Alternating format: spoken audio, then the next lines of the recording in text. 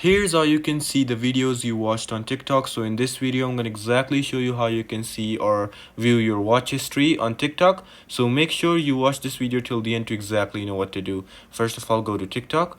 And here you can see that I am on my main profile tab. What you have to do is just press on these three horizontal lines on the top. And here you will see the option of settings and privacy. Just go over there.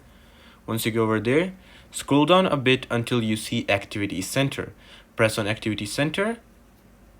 And here on the top, you will be able to see watch history. Just press on it.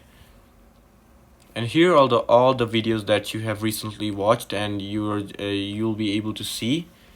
These are all from the days from like 28 April, and they could go down depending on how much you use TikTok. So yeah, that's how you can see or view your watch history on TikTok. So yeah, I hope this video helped you out. Like, subscribe, and comment under this video. Yeah, peace until then, and goodbye.